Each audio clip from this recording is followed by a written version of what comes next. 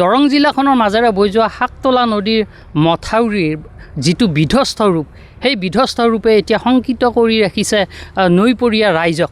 চিপাঝাৰৰ শাকতলা নদীৰ মথাউৰিত উপস্থিত আছোঁ, যিহেতু শাকতলা দলঙৰ 15 নম্বৰ ৰাষ্ট্ৰীয় ঘাইপথৰ দলঙৰ যিটো পশ্চিম পাৰৰ মথাউৰি আছে, এই 15 নম্বৰ ৰাষ্ট্ৰীয় ঘাইপথৰ পৰা দক্ষিণ ফালে যিটো মথাউৰি আছে, নদীখনৰ পশ্চিম প্ৰান্তৰ মথাউৰি, এই মথাউৰিটো কেইবাবছৰো ধৰি মেৰামতিৰ অভাৱত ঠায়ে ঠায়ে জহি খহি যোৱা পৰিলক্ষিত হৈছে।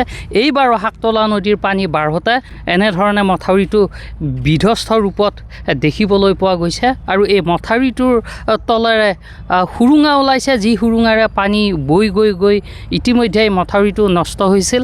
আৰু যদিও নিশাৰ ভাগতে মথাউৰিটো কৰ্তৃপক্ষই ৰাইজৰ সহযোগত মেৰামতি কৰিছে, তথাপিও শংকা আঁতৰা নাই। এতিয়া পানী কমিছে নদীত, কিন্তু বাঢ়িলেই আকৌ ভাবুকি স্বৰূপ হৈ পৰিব এই নৈপৰীয়া ৰাইজৰ বাবে। ইয়াতে আছে সদৌ অসম ছাত্ৰ সন্থাৰ এগৰাকী বিষয়ববীয়া আছে, যিহেতু এই মথাউৰিটোৰ অন্য এটা ৰূপ আমি দেখিবলৈ পাইছোঁ। গোটেই মথাউৰিটো হাবি জংঘলেৰে আৱৰি পৰিছে আৰু ঠায়ে ঠায়ে মথাউৰিটোৰ ওপৰত অবৈধভাৱে একাংশ ব্যক্তিগত লোকে জেওৰা বহাইছে মথাউৰিৰ ওপৰত, যিটো প্ৰকৃততে অবৈধ। আৰু বিভাগীয় লোকেও এইবোৰ কথা চোৱা চিতা নকৰে। কি ক'ব, যিহেতু এতিয়া বিধ্বস্ত ৰূপ পাইছে এই শাকতলাৰ মথাউৰিটোৱে? চাওক, প্ৰথম কথাটো হ'ল যে অসম চৰকাৰ একদম এটা কাম নোহোৱা, শুই থকা, মানে কোনো ধৰণৰ তেখেতসকলৰ টেকনিকেল মানে এটা টেকনিকেল নলেজ নথকা বুলিয়ে ক'ব লাগিব। ডিপাৰ্টমেণ্ট হ'ল আপোনাৰ ৱাটাৰ ৰিচোৰ্চ ডিপাৰ্টমেণ্ট।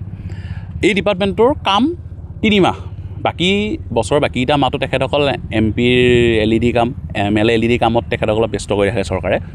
এই 3 মাহ সময় তেখেতসকলে ভালকৈ কাম নকৰে।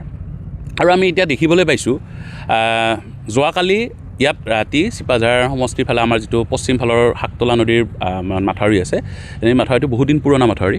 এইটোত যোৱাকালি ভুমুক মাৰিছে, বিভিন্ন ঠাইত ভুমুক মাৰিছে। আৰু মৰাৰ পাছত কি হ'ল, তাতে আমি ডিপাৰ্টমেণ্টক স্থানীয় ৰাইজে খবৰ দিলে। তেখেতসকল ডিপাৰ্টমেণ্টৰ মানুহ আহি কেইটামান বস্তা, ধৰা 100-200 বস্তা তেখেতসকলে লৈ আহি ইয়াত ৰাইজে দিলে। কোনো ধৰণৰ তেখেতসকলৰ লেবাৰ নাই, 1 বা 2জন তেখেতসকলে ইয়াৰে মানুহ হায়াৰ কৰি হাজিৰা কৰি দিছে। ৰাতি যদি ৰাইজে যদি একেলগে যদি ইয়াত বস্তাত যদি মাটি ভৰাই যদি সেই ভুমুক মহাত যদি নামাৰে, তেতিয়াহ'লে কিন্তু কালি ৰাতি এই মাথাউৰি ভাঙি গ'লে আৰু গোটেই চিপাঝাৰ অঞ্চলৰ, চিপাঝাৰ মেইন ষ্টেচনকে আদি কৰি গোটেই অঞ্চল কালি কিন্তু জলমগ্ন হৈ উঠিলে ৰাতিটোৰ ভিতৰত।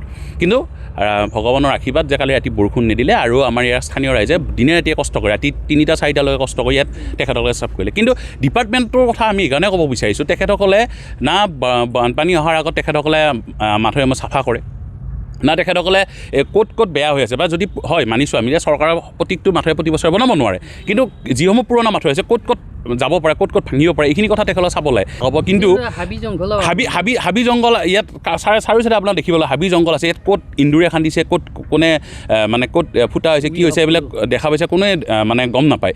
আগতে কি কৰিছিলে, আগতে চাফা কৰিছিলে। আজিকালি সেই মানে যিমানে চৰকাৰ আমাৰ উন্নত হৈছে, আমি ভাবিছিলোঁ যে ইয়াতকৈ ভাল হ'ব, বা কিছুমান আমাৰ এটা টেকনিকেল কিছুমান বস্তু দি পেলাই মাথাউৰিসমূহ কৰিব, কিন্তু নকৰি এতিয়া চাফা কৰাটো বাদ দিছে।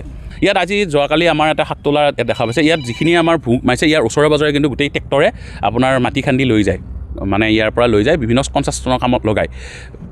ফৰেষ্ট ডিপাৰ্টমেণ্টেই হওক বা আমাৰ প্ৰশাসনেই হওক, তেখেতসকলে কেনেধৰণৰ পাৰ্মিশ্যন দি আছে, নে অবৈধভাৱে খান্দি আছে নে কি, এই গোটেইসমূহ কিন্তু তথ্য কিন্তু আমাক ৰাজহুৱা কৰিব লাগিব।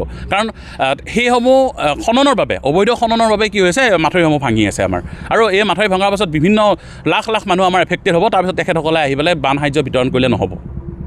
নিশ্চয় আন এগৰাকী স্থানীয় লোক আছে, যিহেতু বাৰিষা হ'লে আপোনালোকে শুব নোৱাৰে, এই ভাবুকি স্বৰূপ হৈ পৰিছে শাকতলা নদীৰ পশ্চিমৰ মথাউৰিটো, বাৰে বাৰে খহি যায়, বিধ্বস্ত ৰূপ পাইছে, মথাউৰিটো হাবি জংঘলে আৱৰি ধৰিছে, ডিপাৰ্টমেণ্টৰ কোনো গুৰুত্ব নাই। হয়, এই ক্ষেত্ৰত মানে আমি এই মথাউৰিটোৰ সংলগ্নভাৱে আমি জীয়াই থাকোঁ, বিভিন্ন কাম কাজত আমি মথাউৰিটোৰ লগতে জড়িত হৈ থাকোঁ। বিভিন্ন অনুষ্ঠান প্ৰতিষ্ঠান কিবাকিবি এইবিলাকৰ ক্ষেত্ৰতে এই মথাউৰিটোৰ লগত বহুত কথা মানে জড়িত হৈ আছে। আমি দেখিছোঁ আজি বিগত বহুতকেইটা বছৰ এই মথাউৰিটোত কোনো ধৰণৰ মানে মেৰামতি নিৰ্মাণ কাৰ্যসূচী এনেকুৱা ধৰণৰ দেখিবলৈ পোৱা নাই, যাৰ কাৰণে কি হৈছে, মথাউৰিটো পুৰণা শব্দটো ক'ব লাগিব, পুৰণা হৈ গৈছে। তাৰ কাৰণে ইন্দুৰ নিগনি এইবিলাকৰ কি হৈছে, ইয়াত মানে প্ৰাদুৰ্ভাৱ হৈছে, বাসস্থান হৈ পৰিছে, যাৰ কাৰণে যোৱাকালিও এনেকুৱাকৈ 2-3টা ঠাইত আমি মানে সেই ফুটা হৈ পেলাই তাই পানী ওলাই যোৱা দেখিছিলোঁ।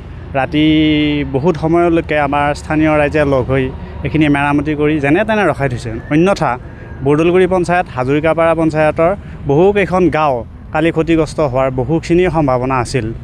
আৰু এইটো ক'ব নোৱাৰি যে আমি পূৰা শংকামুক্ত হৈছোঁ। এই যিহেতু উত্তৰ অঞ্চলত ভূটানৰ পৰা পানী এৰি দিয়া বুলি আমি গম পাইছোঁ। যদিহে সেয়া পানীৰ প্ৰকোপটো বাঢ়ি যায় তেতিয়াহ'লে নিশ্চয় আমিও এতিয়াও মানে বিপদগ্ৰস্ত হৈ থাকিবৰ কাৰণে শংকা এতিয়াও আছে।